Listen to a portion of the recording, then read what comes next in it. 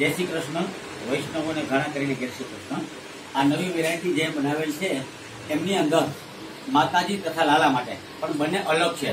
પહેલા હું તમને લાલાની બધી આઈટમ બતાવું છું. ધારો કે તો આ રીતનું મંદિર ખુલશે તમારું.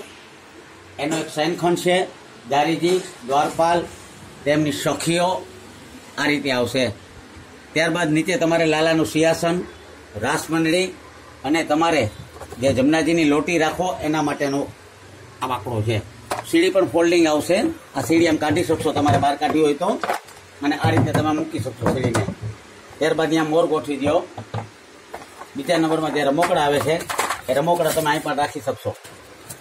હવે જે ખાનું ખુલે છે એમની અંદર મેં ગાર્ડન તરીકે મેં કાંસ આપેલ છે, જે તમારે આ બધી વસ્તુ તમામ પ્રકારની સ્નાન પાટલો, 4 ડબ્બા આ રીતે આવશે. અને ત્યારબાદ તમારે લાલાને મંદિર મોટું કરવા માટે આ ખોલવું પડશે.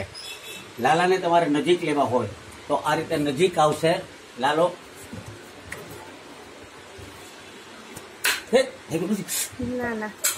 આ રીતે 3 વાટકીઓ આવશે. આ 3 વાટકી બાદ તમારે આ ખંડપાટ કે જેમાં તમે રમોકડા રાખી શકશો. ત્યારબાદ તમારે રમોકડા પહેલા ધરવા હોય તો આ રીતે કરી અને આ રીતે કરી શકશો. પાછા લાલા અંદર વયા જશે, આ વહી જશે. એનો શયનખંડ છે. બાજુમાં એટલે કે આ બાજુનો દરવાજો ખોલશો એટલે માતાજી માટેની વ્યવસ્થા આપેલ છે. અહીં તમારા કુળદેવીની છબી અહીં આવી જાય. એમનું ખાનું નોખું, એમનું પાટિયું નોખું, આ લાલાનું પાટિયું નોખું, આ મંદિરનું પાટિયું નોખું. ત્યારબાદ આખી શોભાની અંદર તમારે જો ગાર્ડન કરવો હોય, ગાર્ડન, તો આ જે છબી છે જય શ્રી કૃષ્ણ લખેલી એને તમે આ રીતે ધીમે ધીમે ખોલશો. લાઇટિંગ સાથે, ઘાસ સાથે તમારી છબી ખુલી જશે.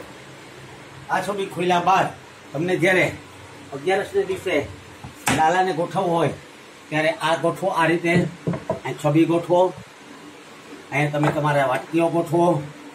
ત્યારબાદ બંને સખીઓને તમે અહીં ગોઠવો. આ રીતે કરી એડજસ્ટમેન્ટ કરી લેવાનું તમારે. ત્યારબાદ 2 મોર આપેલ છે, એ મોર પણ ગોઠવી શકશો તમે બાજુમાં. અષ્ટસખા આપેલ છે, અષ્ટસખા ગોઠવી શકશો.